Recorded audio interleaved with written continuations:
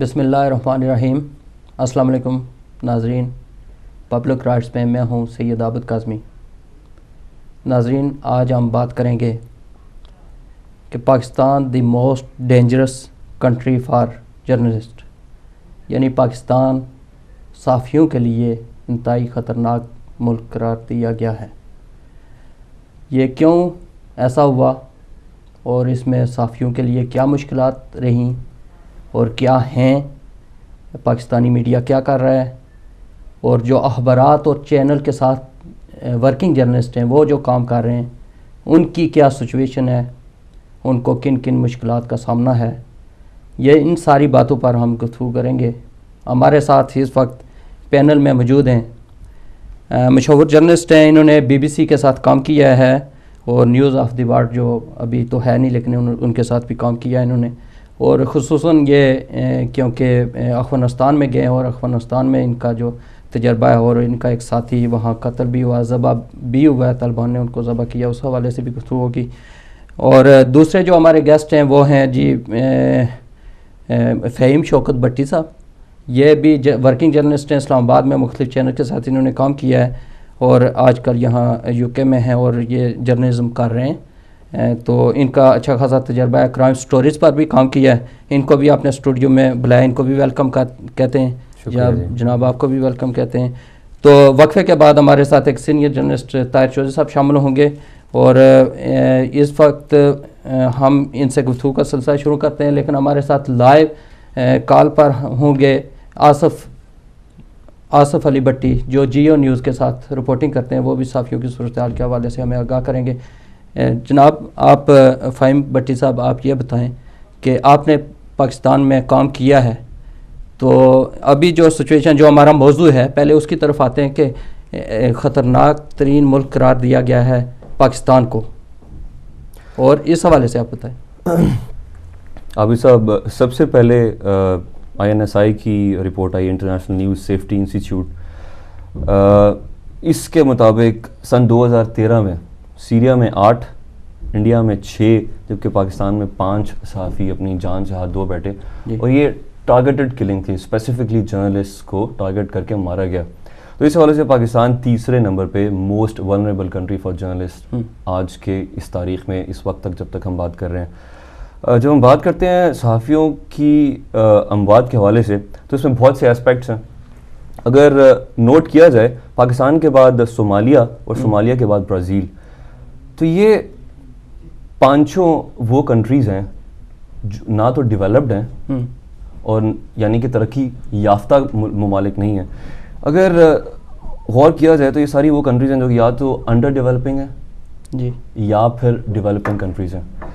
تو اس کا مطلب یہ ہوا کہ کسی بھی سوسائٹی کی ترقی کے ساتھ اس کے ساتھ منسلک ہر شعبہ وہ بھی اسی حد تک متاثر ہوتا ہے. جہاں تک بات آتی ہے پروفیشنل ٹریننگ کی, جب اس کی بات کریں تو لیک آف پروفیشنل ٹریننگ, جیسے کہ سویڈن میں ہر سال صحافیوں کو وہاں کی ملٹری ٹرین کرتی ہے, ان صحافیوں کو جنہوں نے وار زون میں رپورٹنگ کرنی ہے, اور ان کو بتایا جاتا ہے کہ آپ نے مشکل حالات میں کیسے سروائیو کرنا ہے. وار زون رپورٹنگ ہے ٹوٹلی ڈفرینٹ سبجیکٹ ہے, ڈفرینٹ میٹر ہے. ریسنٹلی 2 صحافی سیریا میں ابڈکٹ کیے گئے اور آلموسٹ 1 ماہ کے قریب ان کو وہاں پہ رکھا گیا یرغمال بنا کے. اور جب وہ وہاں سے آزاد ہوئے تو انہوں نے یہ اسٹیٹمنٹ دی کہ اگر ہماری ملٹری نے ہمیں ملٹری ٹریننگ نہ دی ہوتی, سروائیول کورسز نہ کرائے ہوتے, تو آج ہم سروائیو نہ کر سکتے.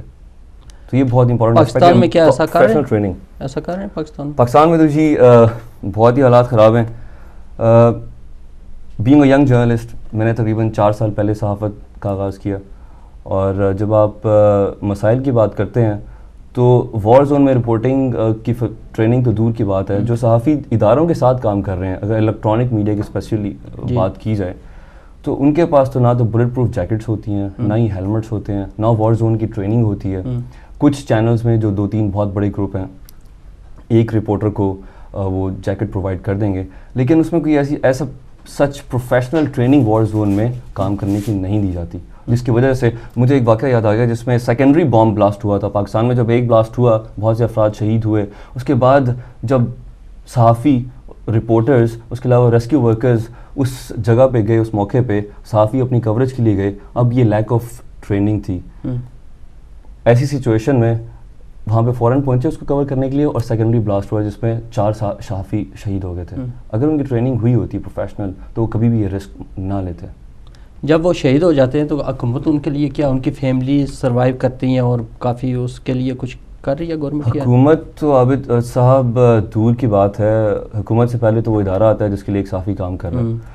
تو اگر وہ صحافی خدا نہ خواستہ اس کو گولی لگ جاتی ہے وار زون میں, یا وار زون کے علاوہ بھی کہیں پہ وہ کسی ایسے علاقے میں جہاں پہ ڈکیت ہیں, جہاں پہ ڈرگ ڈیلرز ہیں, انویسٹیگیٹو جرنلزم وہ صحافی کر رہا ہے, اس کو خدا نہ خواستہ گولی لگ جاتی ہے, وہ پیرالائز ہو جاتا ہے ساری زندگی کے لیے, تو اس کو تو وہ ادارہ بھی سپورٹ نہیں کرتا. وہ تو صحافی اپنی یونینز کے بل بوتے پہ اس کو جس حد تک سپورٹ کر سکتے ہیں کرتے ہیں. مطلب گورنمنٹ تو بہت دور کی بات ہے. صحیح ہے. اور آپ دیکھیے جتنے بھی صحافی قتل ہوئے ہیں پاکستان میں, شہید ہوئے ہیں, آج تک آپ نے کوئی فالو اپ سٹوری سنی؟ نہیں, اس کے بعد تو کوئی نام ہی نہیں لیتا, نہ وہ ادارے والے نام لیتے ہیں اور نہ ان کی فیملی کو پوچھتے ہیں, نہ کوئی. وہ تو جس طرح سروائیو کرتے ہیں انہی کی سزا پوری فیملی بچوں تک ملتی ہے تمام کو. جناب آپ کا, کیونکہ آپ افغانستان میں بھی گئے تھے اس وقت جب طالبان کی حکومت تھی, اس وقت کیا صورتحال تھی جب آپ گئے؟ آپ کے ساتھ جرنلسٹ تھے 2-3 اور ایک آپ کے ساتھی جو ذبح ہوا ہے, اس سلسلے میں بتائیں انہوں نے طالبان نے کیا کیا تھا, تھوڑا سا اپنا پہلے آپ. بیسکلی بات یہ ہے کہ پاکستان میں جو جرنلزم ہے اس کو اہمیت میں نہیں سمجھا کہ اتنی ہے. ہمارے ساتھ انٹرنیشنل میڈیا سے بھی گئے ہوئے تھے, اسکاٹ لینڈ سے, اپنا لنڈن سے 7 صحافی تھے, وہ ہمارے ساتھ تھے. ان کی ٹریننگ, فیسلٹیز, اکوپمنٹ مطلب فار آؤٹ پاکستان کی صحافت سے, مطلب اٹس اے ڈفرنٹ ورلڈ. وہاں کا جو مطلب they were in contact with their embassies, ساتھ ساتھ ان کو پروٹیکشن یہ وہ گارڈ سارا کچھ ملتی تھی. ورنہ جو پاکستانی صحافی تھے they didn't have any facilities whatsoever. اور جو ہمارا ایک گائیڈ تھا مت پاکستانی تھا, مزار شریف میں طالبان والوں نے اس کو ذبح کیا ہماری آنکھوں کے سامنے. اچھا. اس کے گلے میں پیٹرول ڈالا اور آگ لگائی. ٹھیک ہے. آپ سے کیونکہ افغانستان سے حوالے سے گفتگو بھی جاری رہے گی کہ ہمارے ساتھ آصف علی بٹی صاحب اسلام آباد سے جیو نیوز کے جو ڈپٹی بیورو چیف ہیں وہ لائن پر ہیں, تو میں مناسب سمجھوں گا ان سے ذرا گفتگو کر لیتے. السلام علیکم بٹی صاحب. ہیلو, السلام علیکم بٹی صاحب. میرا کال ڈراپ ہو گئی ہے تو آپ. السلام علیکم بٹی صاحب.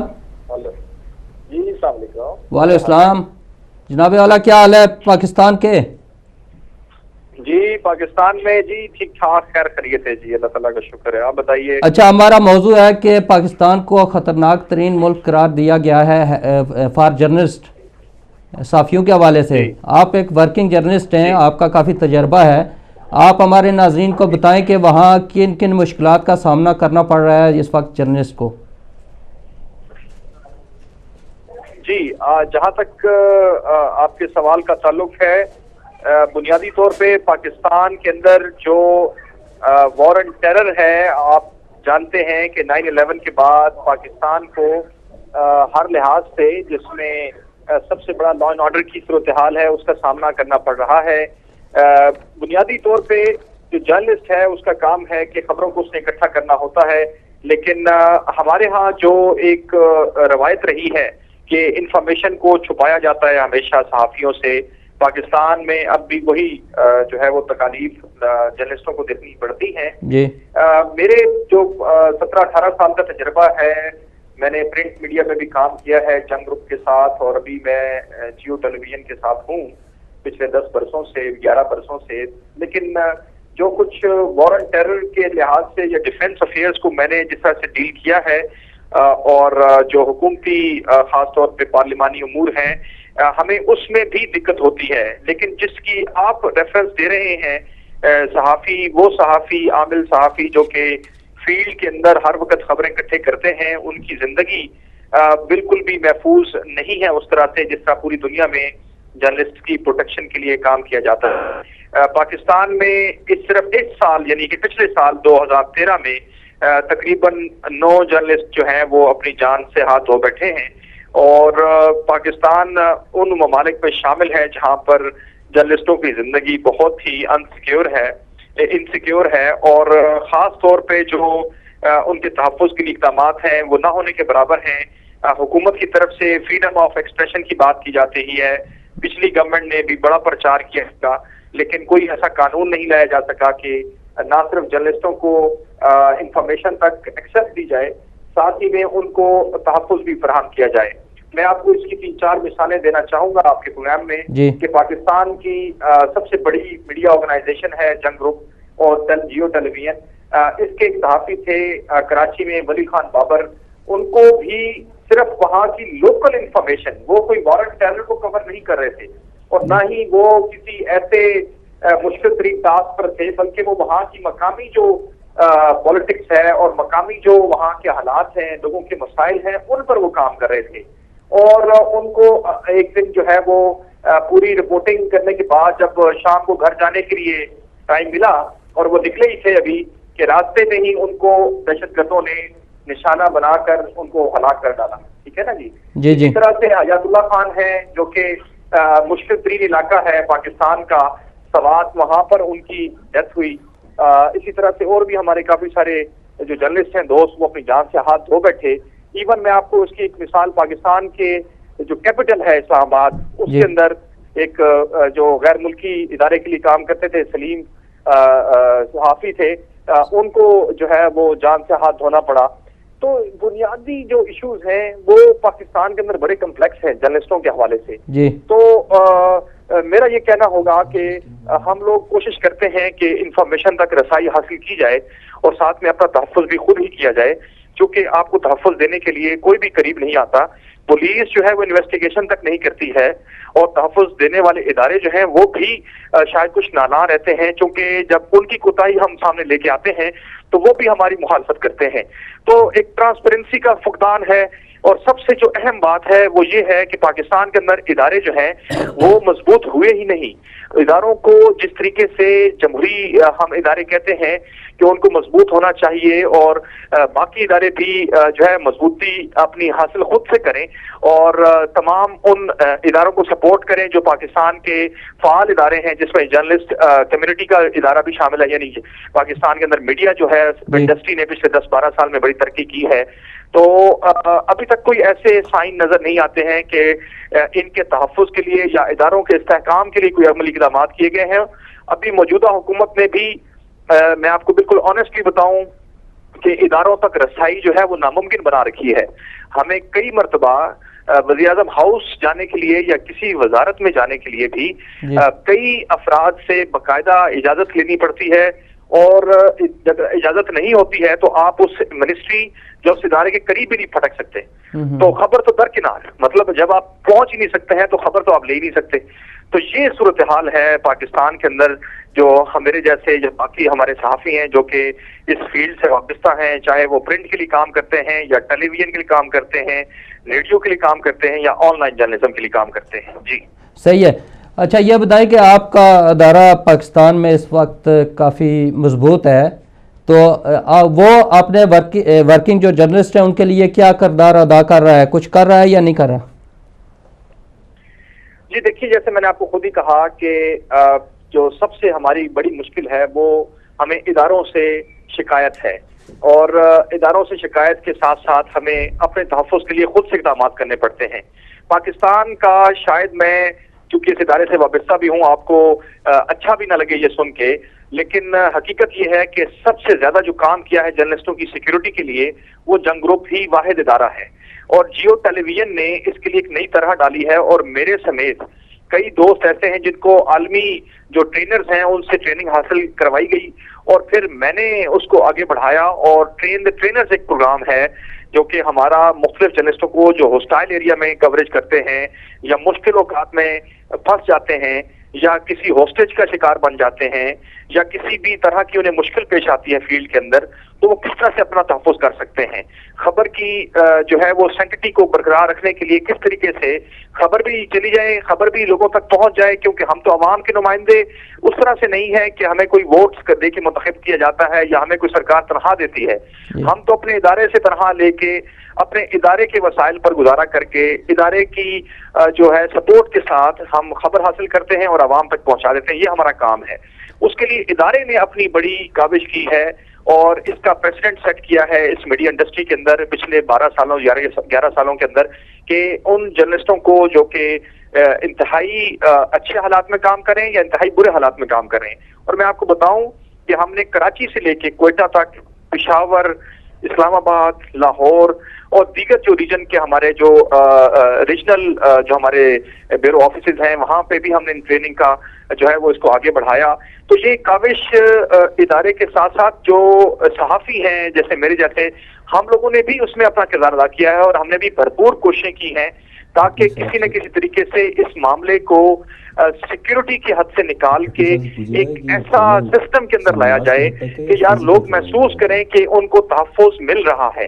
اور جتنے بھی لوگ جو مشکل حالات میں ہیں یا شہروں کے اندر رپورٹنگ کرتے ہیں, ان کو کن کن لوگوں سے تھریٹ ہو سکتا ہے مجوزہ طور پہ, کن کن لوگوں سے انہیں مشکلات کا سامنا کرنا پڑ سکتا ہے, کون لوگ ان کے راستے کو کاٹ سکتے ہیں یا ان کو راستے سے ہٹا سکتے ہیں. بٹ صاحب آپ نے ٹریننگ کا ذکر کیا, بٹ صاحب آپ نے ٹریننگ کا ذکر کیا, تو یہ بتائیں کہ یہ ٹریننگ کس حد تک ہے, خالی سیمینارز ہو رہے ہیں یا عملی طور پر ٹرین کر رہے ہیں؟ جی میں وہی عرض کرنے لگا ہوں کہ بنیادی طور پہ ہم پریکٹیکل شیپ میں اس کی ٹریننگ کا اہتمام ہوتا ہے, اور یہ سیمینار نہیں ہوتا ہے بلکہ ہمیں تو اندازہ ہے کہ سیمینارز کے مقاصد کیا ہوتے ہیں, اور جو این جی او مافیا ہے پاکستان کے اندر جو عالمی اداروں سے پیسے بٹورتا ہے اور بڑا سا ایک سیمینار کسی ایئر کنڈیشن ہال میں منعقد کر کے اپنے فرائض پورے کرتا ہے, اس سے کہیں ہٹ کے ہے.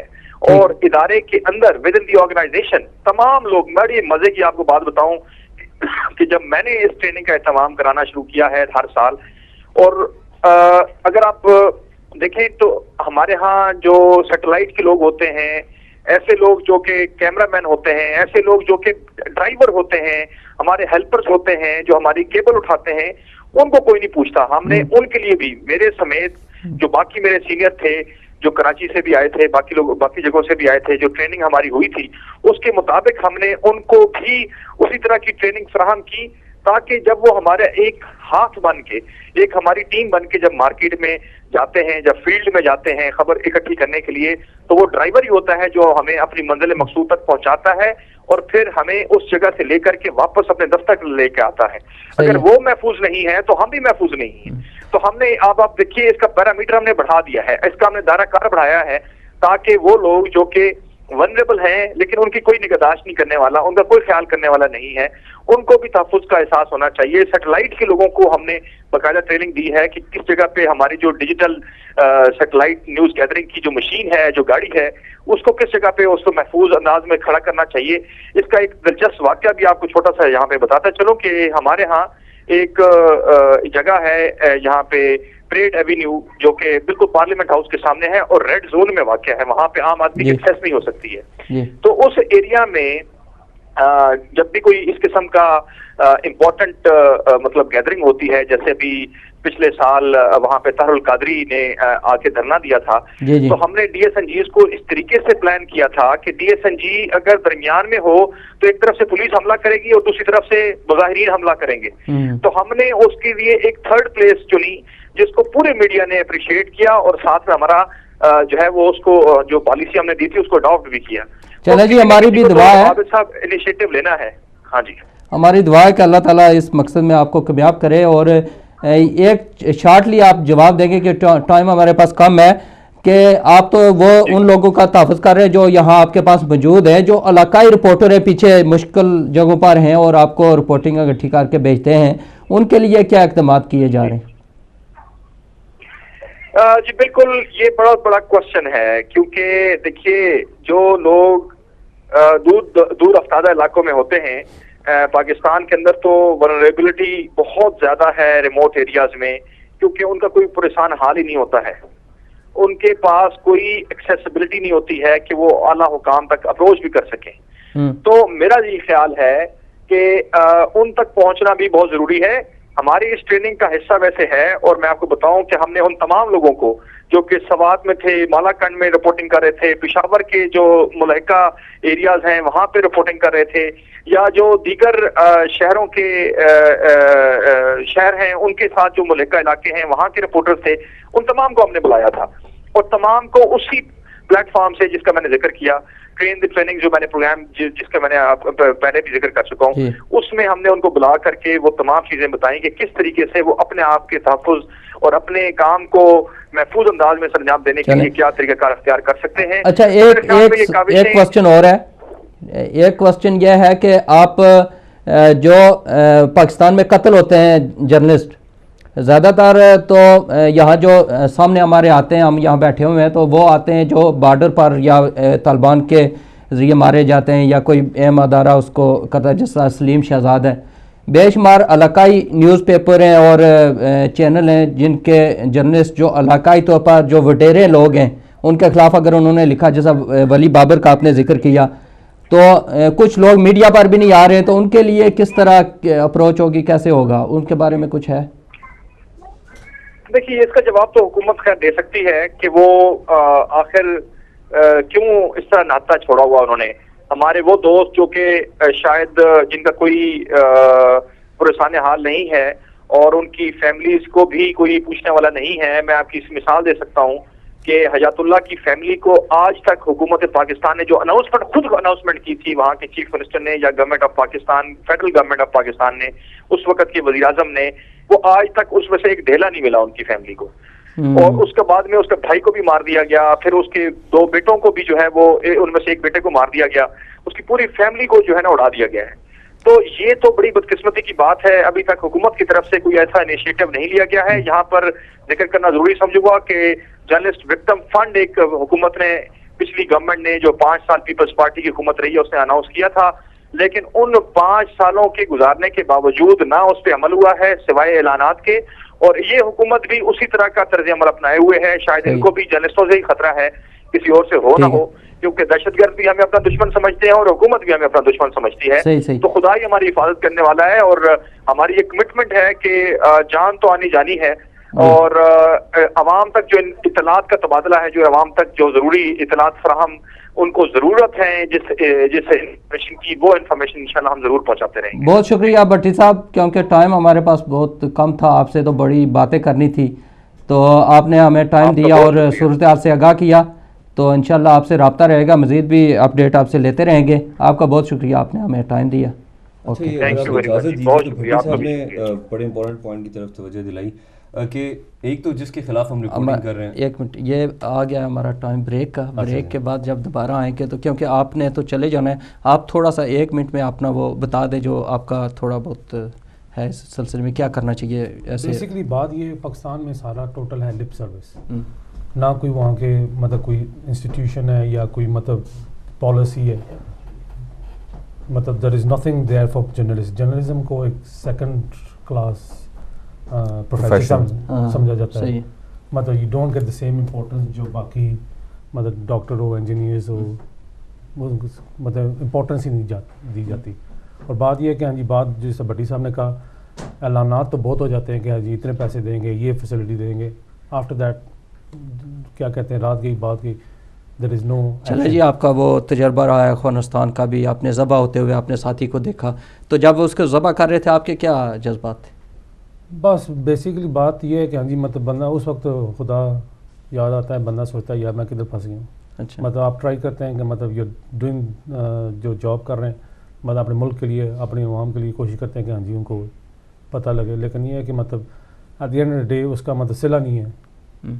ایک شارٹ سا جواب دینا. ایک ہماری اطلاعات کے مطابق, میں تو افغانستان کی گیا نہیں ہوں, جب وہاں طالبان کی گورنمنٹ تھی تو نماز کا وقت ہوتا ہے, ساری ٹریفک ہر چیز جام ہوتے جاتی تھی. ایک مسجد میں نماز پڑھی, اس کے بعد جب اگلی مسجد تک 1 کلومیٹر 2 کلومیٹر آگے گئے تو پھر نماز کا ٹائم ہوا, وہی نماز, ایک نماز کتنی بار پڑھی جاتی تھی سفر کا؟ مطلب ہمارے ساتھ خود یہ مطلب ہوا ہے کہ مطلب ایک نماز ہم نے 3 دفعہ پڑھی. یہی ظلم و زیادتی ہوتی ہے جس کی وجہ سے, جس کا ان کو خمیزہ بھگتنا پڑا. تو یہی ہم بھی سوچ رہے تھے ان کو کیا مصیبت آئی کہ اتنے وہ بم گر رہے ہیں اور یہ مصیبت وہ قدرتی طور پر بھی ہوتا ہے اور کسی نے کسی کے ذریعے ہوتا ہے. تو آپ کا بہت شکریہ, آپ یہاں تشریف لائے. ہم وقفے کے بعد کیونکہ دوسرے مہمان ہمارے ساتھ ہوں گے تو آپ نے ہمیں ٹائم دیا. ناظرین کیونکہ وقت ہو گیا بریک کا, اور بریک کے بعد جب دوبارہ آئیں گے تو ہمارے ساتھ سینئر جرنلسٹ طاہر چودھری صاحب موجود ہوں گے اور ان سے دلچسپ قسم کی گفتگو کریں گے جرنلسٹ کے حوالے سے. ملتے ہیں بریک کے بعد.